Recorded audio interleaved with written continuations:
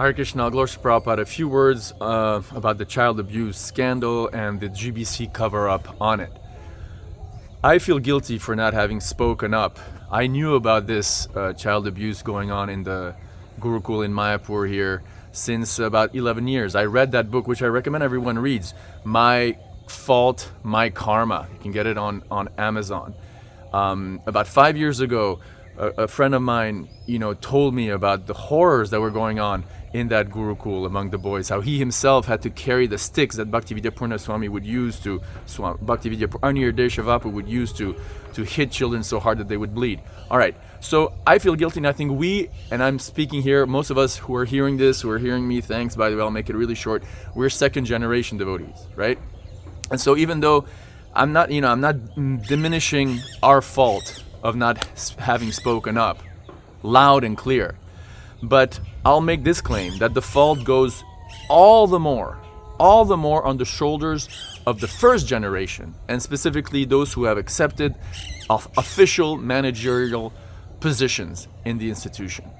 The school where this abuse was going on was not a Vaishnava friendly or a Vaishnava independent school, like a Christian school that's not part of any church, or a Catholic school that's not officially affiliated with the Catholic Church. This was an insider school. This is a school that actually belongs and is run by the institution. So the managers of that institution, right? How did they react?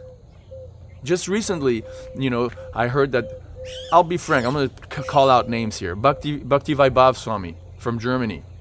Apparently he's had a change of heart, and he's like, quote unquote, really disgusted about the abuse that was going on in that school. And it's like, excuse me, Maharaj? I mean, that's nice. But as Dr. Govinda Prabhu, who was the former CPO, in charge, has pointed out, the 1991 report on Bhaktivedanta Purna and the 1999 report on Bhaktivedanta Purna and others were sent to the entire GBC body decades ago. So now it's really easy to say, oh yeah, I'm really disgusted with the violence that went in the Gurukul. Excuse me, why don't you be disgusted with your silence, your cover-up for all these years? And the question is, where is that response from the GBCs? So you've got one or two who are like, yeah, well, yeah, it's true. Like, I'm really disgusted at what happened. Who has said I'm disgusted at my own, silence all these years? What to speak of, Shivaram Swami, for example, who says, no, apichetsu duracharo, and the institution should give money to a child abuser. Like, what? So to conclude, I think we second generation devotees are guilty of having closed a blind eye, and not to minimize our fault, but to also contextualize, we were supposed to and are following the principle of Yat Jat Acharashi Shreshtas. We follow the example of the predecessor acharyas who establish proper behavior by their own acts, right? So it's like, okay, well, if my guru and if my gurus and if my GBCs and if my temple presidents, who are all Prabhupada disciples, are not saying anything or not doing anything, it takes a lot of courage to go beyond that or go above that and say, excuse me, I don't care, about your silence. I'm going to speak up for Dharma, for justice. It takes a lot of guts. It takes a lot of maturity, which, speaking for myself, most of us don't have, especially as young devotees.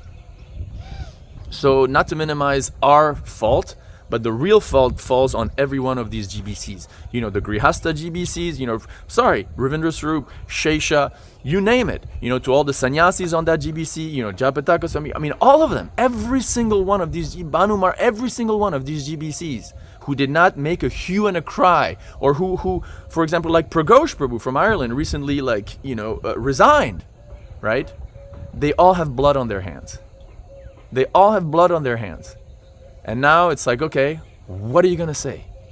What's the response? Individually, and well, we've already seen the collective one. There's a GBC resolution 2 days ago saying, from the GBC, now we've heard that Bhaktivedanta Purna, allegedly, it's been confirmed he had some sexual violent behavior with an underage girl as well as an adult.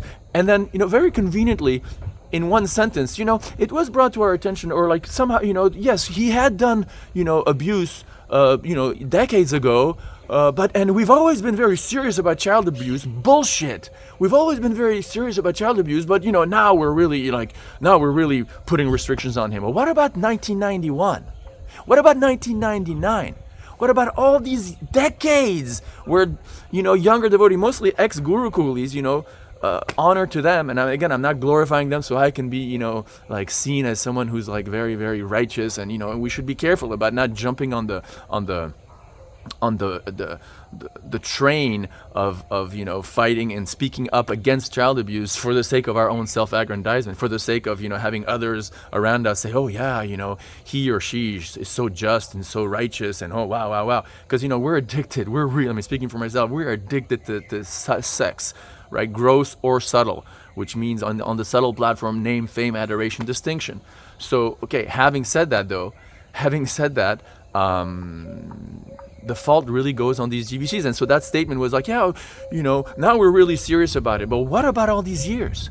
What about all these years where nobody on the GBC spoke up, at least loud enough to make a hue and a cry? That's criminal. That sucks. That sucks big time. And I guess, we can be maybe grateful to Krishna that finally, sooner than later, it's coming to the surface, and hopefully we can all, grow more mature and wise in our Krishna consciousness, and for the betterment of Iskcon as a result. Thanks for listening. Hare Krishna.